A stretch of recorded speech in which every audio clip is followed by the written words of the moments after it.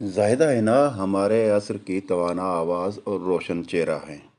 مجھے خوشی ہے کہ انجمن ترقی پسند مصنفین نے ان کی ادبی خدمات کے اعتراف میں انہیں لائف ٹائم اچیومنٹ ایوارڈ دینے کے لیے اس تقریب کا اہتمام کیا ہے۔ وہ اس سے بھی زیادہ کی حقدار ہیں۔ زاہدہ حنا محض کہانیاں لکھنے کو قلم نہیں تھامتی، وہ اس سماج کو بدلا ہوا دیکھنا چاہتی ہیں۔ تاہم کہانی لکھتے ہوئے وہ اسے پہلے فن پارہ بناتی ہیں، یوں کہ متن میں ان کا تہذیبی اور تاریخی شعور انسانی حسیات کے علاقوں سے بہت کچھ اخذ کر کے اس کی تاثیر میں اضافہ کر دیتا ہے۔ زائدہ حنا لکھتے ہوئے اپنے اثر کو منہا نہیں کرتیں، اور میں سمجھتا ہوں کہ ایک سچے فنکار کی ایک نشانی یہ بھی ہوتی ہے کہ وہ عصری آشوب کو اپنے وجود کا حصہ بنا لیا کرتا ہے۔ کم ہمت فنکار اپنے اندر اتنی قوت نہیں رکھتے کہ اس آشوب کو تخلیقی جوہر میں بدل جانے دیں، لہٰذا وہ حال سے بدک کر ہمیشہ ماضی کے دھندلکوں میں ہی گم رہتے ہیں۔ زائدہ حنا کے نزدیک محض ماضی کو لکھ دینا فکشن نہیں ہے، وہ اسے رواں عصر کے ساتھ جوڑ دیتی ہیں اور حال کا حصہ بنا کر مستقبل میں سوالات اور امکانات کی صورت اچھال دیتی ہیں۔ اپنی جڑوں سے جڑت اور اپنے اثر سے آگاہی نے ان کی نثر کو پراسمانی بنا دیا ہے۔ قیدی سانس لیتا ہے، راہ میں اجل ہے، نہ جنوں رہا نہ پری رہی، رقص بسمل ہے، تتلیاں ڈھونڈنے والے۔ آپ کسی بھی کتاب سے کوئی بھی افسانہ اٹھا لیں، عصری حیثیت اور تاریخی تہذیبی اور سیاسی شعور وہاں آپ کو انسانی زندگی کے کوئی نہ کوئی معنی سجاتا ہوا ملے گا۔ افسانہ کم کم بہت آرام سے ہے، میرے پسندیدہ افسانوں میں سے ایک ہے۔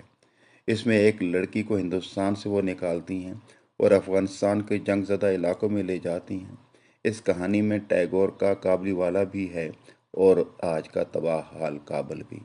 افسانہ آنکھوں کو رکھ کے طاق پہ دیکھا کرے کوئی میں سوویت یونین کا انہدام دیکھا جا سکتا ہے، اور اسی پس منظر میں دل کی مریضہ ایک بیلے ڈانسر کو جو بچہ پیدا کرنا چاہتی ہے، بچہ پیدا کرتی ہے اور مر جاتی ہے، اسے بھی دیکھا جا سکتا ہے۔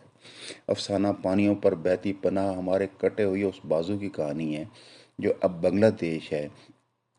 وہاں کے ایک باغی لکھنے والے کی یہ کہانی ہے جسے ایک غریب کشتی بان پناہ دیتا ہے۔ زائدہ حنا کی انہی کہانیوں میں آپ بابری مسجد کا انہدام بھی دیکھیں گے، افغانستان کی تباہی کے مناظر بھی دیکھیں گے، رشتوں اور رشتہ داروں کو جہاد کا لقمہ بنتے ہوئے بھی دیکھیں گے، ایران کے بھائیوں کی اجیرن ہوتی ہوئی زندگیوں کا احوال بھی پڑھیں گے۔ کہیں ایک راجپوت پینٹر تھیٹر کی ایک رقاصہ میرے سین کے عشق میں مبتلا ہے، اور کہیں تقسیم کا لہو رنگ منظرنامہ آنکھوں میں چبھتا ہوا محسوس ہوتا ہے۔ ایک کہانی میں عراق کی بربریت کا آنکھوں دیکھا احوال لالا دانیال کی زبانی سنوایا جاتا ہے، اور اس سے اس زمین کے اپنے دکھوں سے اسے جوڑ لیا جاتا ہے۔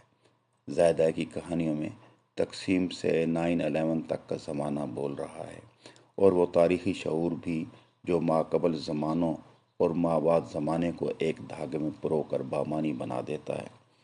یہاں میں ایک کتاب کا بطور خاص ذکر کرنا چاہوں گا، عورت زندگی کا زندہ۔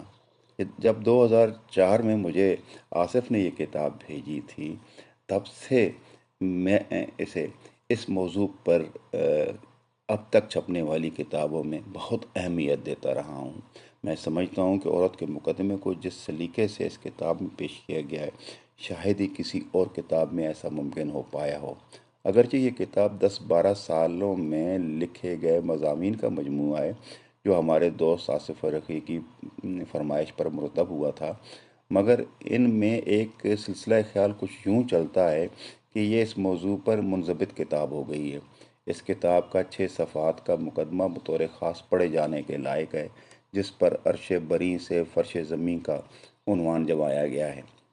میں یہ سمجھتا ہوں کہ اس کتاب کے جو باقی 2 ابواب ہیں، اس میں یہ اسے ایک تیسرے باب کے طور پر پڑھا جانا چاہیے۔ آخر میں زائدہ حنا کا ایک شفاف جملہ دہرانا چاہتا ہوں: عورت ہونا، کہانیاں لکھنا، اختلاف کرنا، یہ ہمارے معاشرے کی 3 خرابیاں ہیں، اور میں ان کا مجموعہ ہوں۔